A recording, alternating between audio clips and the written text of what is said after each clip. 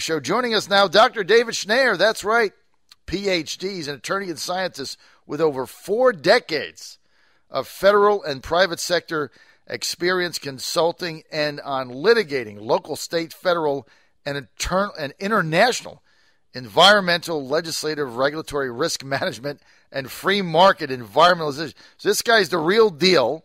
He got his PhD from the Tar Heel State University of North Carolina, so he's a Tar Heel. Dr. Schnare, good to have you with us. Good morning, John. You're making me feel old. Well, you might have started early, right? But those of us that are a little long in the tooth like me, don't worry about it, right? With age comes wisdom and other things like your waistline expands and you lose all your hair like me. But, that's for another day. There is job loss in Southwest Virginia, as you know. This area, the Roanoke area, a New River Valley area of Virginia, is getting hammered by all of these Obama EPA regulations and everything else. Now, the Glen Lynn coal-fired plant in Giles County is closing. What is going on here? Well, what you've got is a bunch of ideologues at EPA now, and the big finding. In fact, I was just asked 2 days ago, what is the biggest change in EPA over the last few years? And in my view, they've completely lost touch with the people who are at the heart of America, the working people. Right. They are essentially elitist liberals who don't care about what the effect of their costs, their regulatory costs are. And so we're looking at Virginia just on the basis of 3 rules that EPA have on their war on coal. We're looking at losing 38,000 more jobs, and that's on top of what we've already lost. In Southwest Virginia. Yeah. It's unbelievable. And the Obama administration is blind to this. And then they want to dole out Medicaid expansion. I mean, these are real jobs. It's not 38,000 jobs, Dr. Schnare. It's 38,000 families. It's 38,000 households. It's 38,000 fathers and mothers and children. I mean, this is mind-boggling that we can't do anything to stop this. Well, let me just make the point even stronger. We're talking about approximately $1.7 billion in cost to Virginians. And let me put that in context of what that actually means to the families. We're talking about an increase in electricity costs of about 25% by going away from coal and going to the other technologies. And at the end of the day, you don't spin things. Let's just give it the flat truth. In Virginia, there's about 185,000 families that earn less than $10,000 a year. I mean, it's an incredible problem for these folks. They spend 70% of their money on energy, just energy. And they obviously need help with food and a lot of other things. EPA doesn't even begin to think about these things. When you increase costs on that kind of family, you will find that about 30% of them simply and a lot of these are older people on fixed incomes. They'll just go without food for a day. There are some 42% that will simply go without medical care because they can't afford the copays, even under the new system. Mm-hmm. Of those that do get to see the doctor, there's about 37% that don't get their prescriptions filled. And out of that whole group, you get about 25%, 24% that just simply get sick. And of those, you're going to see, because of 3 rules EPA has imposed, you're going to see in Virginia 445 premature deaths because they just can't afford to stay healthy anymore. Unbelievable.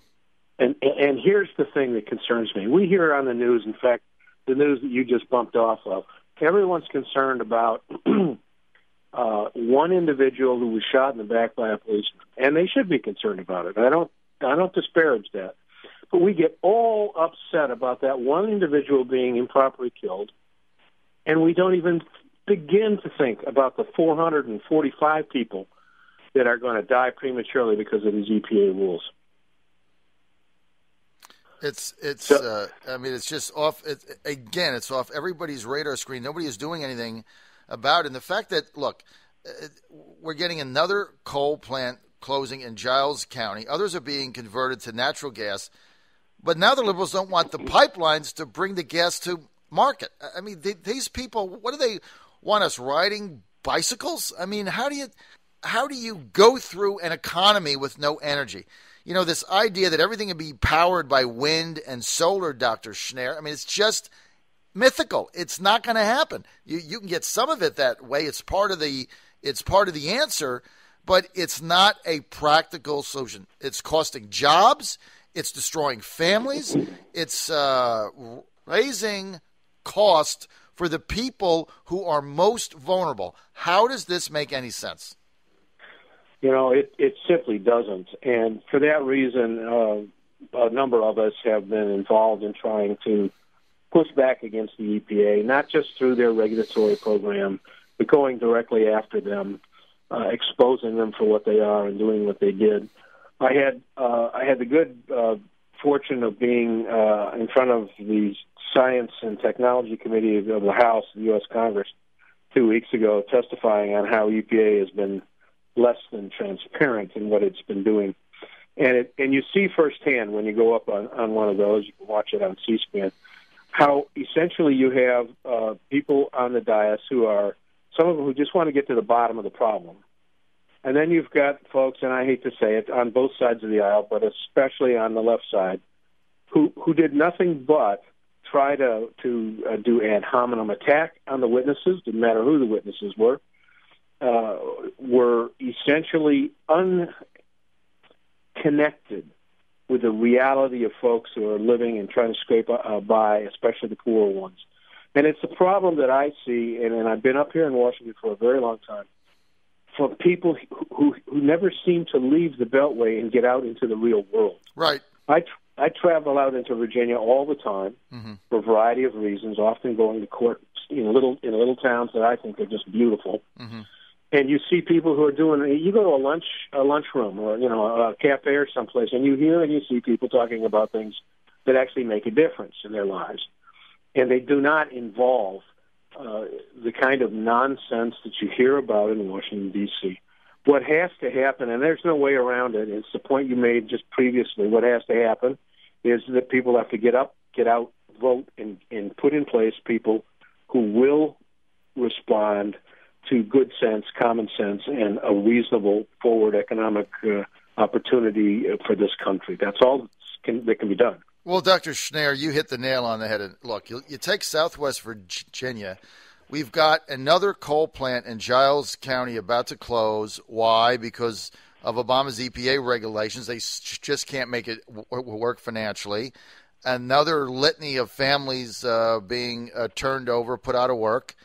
All right, there's a state senator down there, Democrat John Edwards, been there forever, been there for 4 or 5 terms, not a peep out of him, right? He's collaborating with the Obama administration. He's collaborating with the Sierra Club to get their money, to get their lobbyist backing. He's collaborating with the McAuliffe administration, who's collaborating with Obama at the expense of Giles County and Southwest Virginians that are going to lose their jobs. And where's John Edwards? He's not doing anything. Not only is he doing anything to stop it and save the jobs, he's part of the problem, right? Well, I think that's a big deal. It's a big part of it. And we've been doing some work recently looking at the Sierra Club. In fact, we just posted just last week a new internet site called Sierra Club Unearthed. And we're basically looking what the Sierra Club does and how it's lost its way. It used to be a wonderful organization that took people out on trips and showed them places that are just remarkable, but not anymore. What it is now is an arm of the Democratic Party, and they have been spending their money almost exclusively on what's known as, in fact, you won't believe this, John, on their filings to the IRS, they have to list their biggest 3 programs.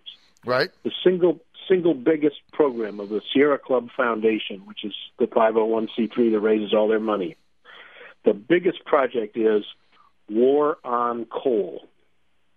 This is who's giving money to some of these local elections and local folks that they feel will help them on their war on coal. And where you find that your representative, your state delegate, or your senator is getting money from that kind of a source, that's the type of person you need to call out. That's the kind of person you need to go march on.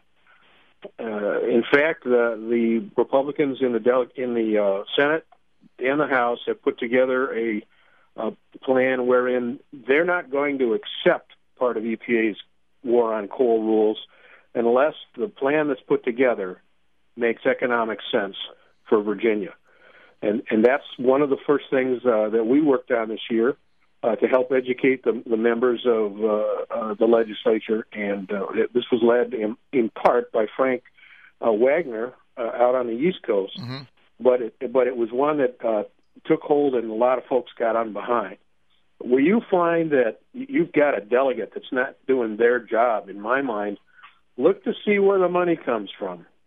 Follow the money. Where you got to go. That's right. Follow the money. Well, we got to stop this stuff. It's absolutely destroying jobs in Southwest Virginia. John Edwards, Senator Edwards, not doing anything about it. In fact, he's one of the collaborators with it. He's got to go, or he's got to be held accountable. If you're upset by this and you're in Southwest Virginia, send him an email. Let me give you his email, district21@senate.virginia.gov.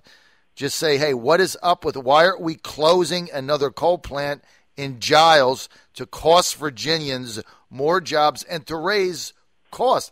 I've only got 2 more minutes, Doc, but, you know, the other thing that we haven't hit on is the manufacturing costs that go up when these coal plants are closed. It isn't just that people are out of jobs, but then everything else rises, right? Well, that's absolutely right. And the folks have worked very hard to make Virginia a destination for new companies and new businesses. But we're not going to be able to compete against states that are not as dependent on coal.